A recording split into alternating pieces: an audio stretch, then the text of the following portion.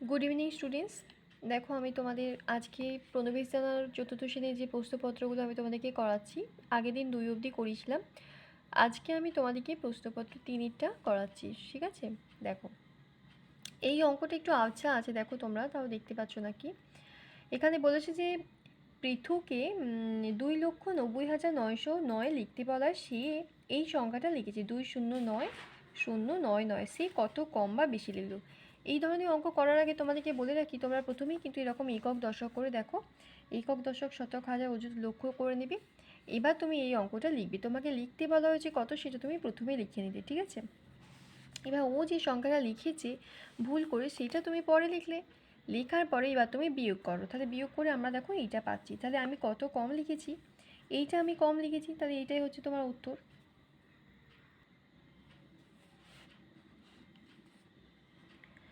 দেখো তারপর বলছে যে অঙ্কের ভাষায় প্রকাশ করো সমাধান। দেখো কোনো বিদ্যালয়ের ছাত্রাবাসে 17 জন ছাত্র থাকে, ভালো করে দেখো।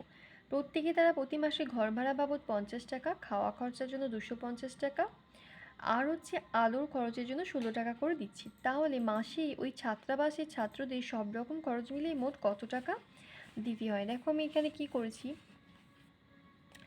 এখানে দেখো এই যে বলেছে যে 17 জনের ছাত্র থাকে, তাদের জন্য 50 টাকা করে কিসে বাবদ? ঘর ভাড়া বাবদ। তাহলে 17 জন ছাত্রী 50 টাকা করে, তাহলে মোট কত দিতে হয় ঘর ভাড়ার জন্য? দেখো এই যে ঘর ভাড়ার জন্য এইটা ধরো লাগছে, তাহলে 17কে 50 দিয়ে গুণ করে নিলাম। আচ্ছা 250 টাকা করে খাওয়া খরচা, তাহলে এইটা হচ্ছে দেখো খাওয়া খরচা, খাওয়া খরচাটাও আমি একই রকমভাবে বের করে নিলাম। তারপরে দেখো বলেছি এটা আলোর খরচা, ঠিক আছে? দেখো এটা হচ্ছে আলোর খরচা, 16কে দেখো 17 দিয়ে গুণ করলাম। তো এই যে দেখো আমার তিনটি খরচা বেরোলো 850, 4250, 242। তোমাকে বলেছি এখানে দেখো যে সব মিলিয়ে মোট কত খরচা দিতে হবে, তাহলে আমি কি করবো বলো, এবার এই তিনটিকে যোগ করে দেবো। তাহলে আমার উত্তর কত হবে? উত্তর হচ্ছে যে মোট খরচা, মোট খরচ কত হবে? 5,3,7,2 5,372 টাকা, এটি আমার উত্তর হবে। চলো এবার কি বলেছে, এবার খানিকগুলো শূন্যস্থান পূরণ আছে, এটা আমরা করি। দেখো বলেছি 0, 3, 4, 5 একটা কত অঙ্কের সংখ্যা? দেখো মনে রাখবে যে যখন যদি শূন্যটা এই দিকে থাকতো, মানে তোমার ডান দিকে থাকতো, তাহলে কিন্তু সেই সংখ্যা মানে সংখ্যার পরে যদি কোনো শূন্য থাকে তার কিন্তু মূল্য আছে, ভ্যালু আছে। কিন্তু মনে রাখবে যদি কোনো সংখ্যার আগে শূন্য থাকে তার কিন্তু কোনো ভ্যালু নেই। তাহলে এটা দেখো এটা একটা 3 অঙ্কের সংখ্যা, এটাকে আমরা 4 অঙ্কের সংখ্যা বলতে পারি না। যদি আমার ধরো এরকম থাকতো 3, 4, 5 শূন্যটা পরে থাকতো, তখন কিন্তু এটা 4 অঙ্কের সংখ্যা হতো। হ্যাঁ, বুঝতে পেরেছো? এবার এইটা দেখো 3 অঙ্কের সংখ্যা। তারপর দেখো 3, 5 আর 7, 0 এই সংখ্যাটিতে 3-এর স্থানীয় মান কত সেটা তোমাকে বের করতে বলেছে। এটা তো খুব সোজা। দেখো এটাকে যদি তোমরা মাথায় একক, দশক, শতক, হাজার এইভাবে যদি ভেঙে ভেঙে করে নাও, তোমরা সবাই বুঝতে পারবে, সেই জন্য আমি বোঝাচ্ছি। এই স্থানীয় মান দেখো এটা হাজারে ঘরে আছে, তাহলে এই স্থানীয় মান হবে 3000, বোঝা গেছে? তারপর দেখো এখানে বলেছে দেখো যে কোনো সংখ্যাতে ড্যাশ অঙ্কতে যে কোনো স্থানীয় মান শূন্য। কোন অঙ্কটা স্থানীয় মান সবসময় শূন্য হয় বলো তো? যে কোনো সংখ্যাতে শূন্য, যদি কোনো সংখ্যায় যেমন ধরো এই সংখ্যাটায় এই স্থানীয় মান যদি তোমাকে বের করতে বলে শূন্য, তাহলে এই স্থানীয় মান সবসময় কী হবে? শূন্যই তো হবে।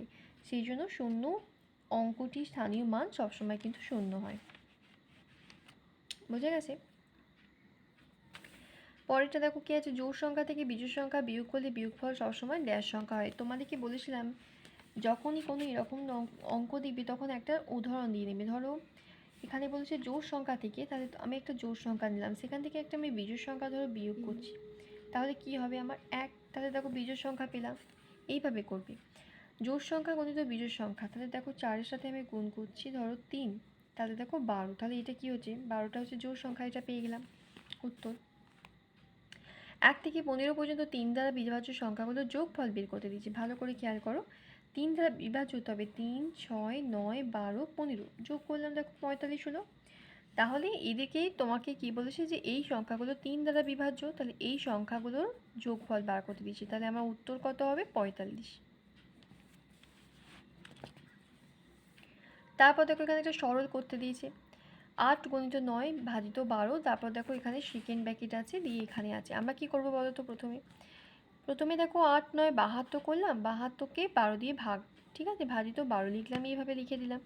এখানে দেখো সেকেন্ড ব্র্যাকেটের মধ্যে আমরা জানি যে ভাগটা তো আগে করতে হয়, সেই জন্য দেখো কী করব, ভাগটা আগে করছি। তাহলে 8কে 4 দিয়ে ভাগ করছি 2, 2-এর সাথে আবার এই 2টা গুণ করলে কত হবে 4। দেখো এখানে কি করেছি, এবার 72কে 12 দিয়ে আমি যদি ভাগ করি, 12 6 72, বিয়োগ দিলাম, বিয়োগ আছে এখানে, এই ব্র্যাকেটটা কাজটা শেষ করলাম, এই ব্র্যাকেটে শেষ করে আমার কী হলো 4 বেরোলো। তাহলে 6 বিয়োগ 4, এটা হচ্ছে 2,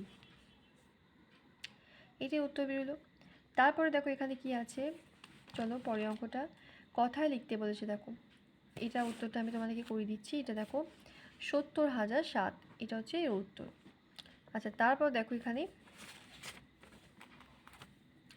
এখানে কি আছে, দেখো এইটা বলেছে যে কথায় লেখো, ঠিক আছে। তাহলে কথায় মানে তোমাকে বানান করে এটা লিখতে হবে। তাহলে এই উত্তরটা কি হবে, দেখো 9,999, ঠিক আছে, এটা পয়সা, এটা বানান করে লিখতে বলেছে।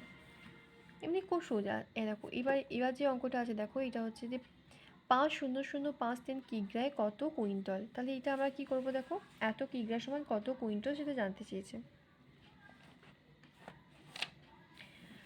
তাহলে দেখো এর আগে একটা অঙ্ক বাদ গেল, ঘরেরটা পরে করে দিচ্ছি, আগে এটাই বলে দিচ্ছি। দেখো এত কিগ্রা সমান কত কুইন্টাল, ঠিক আছে। তাহলে দেখো এটা 5,0,053, তাহলে দেখো 1 কিগ্রা সমান তো 100 কুইন্টাল। তাহলে আমরা কি করব, 1 কিগ্রা সমান যদি 100 কুইন্টাল হয়, তাহলে আমরা 100 দিয়ে ভাগ করব। তাহলে এই সংখ্যাটাকে আমি যদি ধরো 100 দিয়ে ভাগ করি, তাহলে কি করব বলো তো, আমরা এই যে একের পরে দুটো শূন্য আছে, তাহলে ডান দিক থেকে আমি দশমিকটা 2 ঘর আগে বসাবো, অর্থাৎ এখানে। তাহলে আমার উত্তর হলো এইটা। ঘরের দাগের অঙ্কটা দেখো দিয়েছি 2 বছর 2 দিন সমান কত দিন। আমরা কি জানি, দেখো 1 বছর সমান 365 দিন। তাহলে 2 বছর সমান দেখো 365 সাথে 2 গুণ করলাম, কত পেলাম 730। আর এখানে দেখো 2 দিন তো এক্সট্রা আছে, তো সেই 2 দিনটা আমি এর সাথে যোগ করে দিলাম। তাহলে আমার উত্তর কত হলো 732 হয়ে গেল। এবার দেখো বলেছে 4 দ্বারা বিভাজ্য সংখ্যাগুলো লেখো 4 দাগে। তাহলে দেখো 0 থেকে শুরু করছি, জোড় সংখ্যাগুলো তো সবসময় 4 দ্বারা বিভাজ্য হবে, 0 4 8 12 16, এগুলো হচ্ছে 4 দ্বারা বিভাজ্য হবে। এবার দেখো যে 5,05,00,000 কত গুণ। তোমরা এই অঙ্কটা কি করে করবে বলো তো, এগুলো হচ্ছে তোমরা একক দশক করে এরকম করে লিখে নেবে, লিখে নিয়ে তোমরা যখন বসাবে সংখ্যাটা, তখন তোমরা দেখতে পাবে যে কতগুলো হচ্ছে। তাহলে এখানে আমি করেছি, দেখো এর উত্তরটা হচ্ছে 100 গুণ হবে। তোমরা এটা এইভাবে করতে পারো। তারপর দেখো 6 দাগের একটা অঙ্ক এখানে বলা আছে, চলো অঙ্কটা দেখি আগে কি বলা আছে। অঙ্কটা দেখো আছে যে ভাগফল ও ভাগশেষ নির্ণয় করো। এটা কিন্তু একটা সাধারণ ভাগ, ঠিক আছে। দেখো তোমরা এইভাবে করবে ভাগটা, 536 দিয়ে ভাগ করছি, 536কে ভাগ করেছি, দেখো দিয়ে আমার ভাগফল এসেছে কত 308, আর ভাগশেষ এসেছে 904।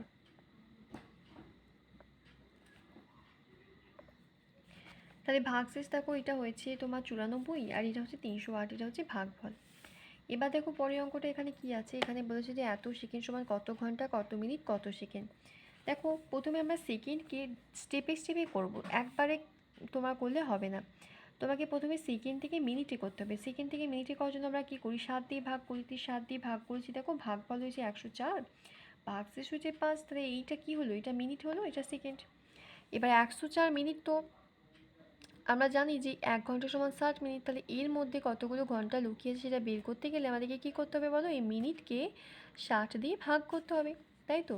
তাহলে 60 দিয়ে দেখো আমরা ভাগ করছি, 60 1 60, এইভাবে ভাগ করলাম। দেখো এখানে কত বেরোলো 4, আর এখানে দেখো 4, তাহলে এটা কী হলো 44 মিনিট। তাহলে আমার উত্তরটা কত হলো, দেখো এই ঘন্টা, এই মিনিট, এই সেকেন্ড। তাহলে আমি লিখতে পারি যে 1 ঘন্টা 44 মিনিট আর তোমার হচ্ছে 5 সেকেন্ড, এটা লিখতে পারি। আচ্ছা দেখো বলেছি তোমার বাবা 10:25 বাড়ি থেকে বেরোনোর সময় বলে গেলেন বিকেল 3:30 ফিরে আসবেন, কিন্তু তিনি দেখো 1:55 ফিরলেন, তাহলে কত আগে ফিরেছেন। তাহলে দেখো 3:30 থেকে আমি যদি 1:55 বিয়োগ করি, তাহলেই তো বুঝে যাবো যে কতক্ষণ আগে ফিরেছেন। তো এবার সময় আর ঘন্টার বিয়োগ তোমরা তো জানোই ঘন্টা মিনিটে কেমন করে করতে হয়। এখানে দেখো 30 মিনিট ছিল, আর এখানে তলায় 55 মিনিট, সেই জন্য আমি এখান থেকে 1 ঘন্টা ধার নিলাম। তাহলে 60-এর সাথে 30 যোগ করলে কত হয় 90, তাহলে এখানে 90 লিখে দিলাম।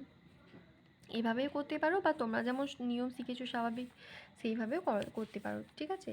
তাহলে দেখো এখানে বিয়োগটা করলাম, এখানে 35 মিনিট, এখানে 1 ঘন্টা, তাহলে 1 ঘন্টা 35 মিনিট লেট করে আগে এসে গেছে। ঠিক আছে? এই পরদিনকে আমরা প্রশ্নপত্র চাওয়া শুরু করব, পরপর করব আমরা, ঠিক আছে? খুব ভালো করে করব, যাতে করে সবাই তোমরা শিখে যাও অঙ্কগুলো। Thank you. আর তোমাদের ভালো লাগলে তোমরা অবশ্যই এটা শেয়ার করো।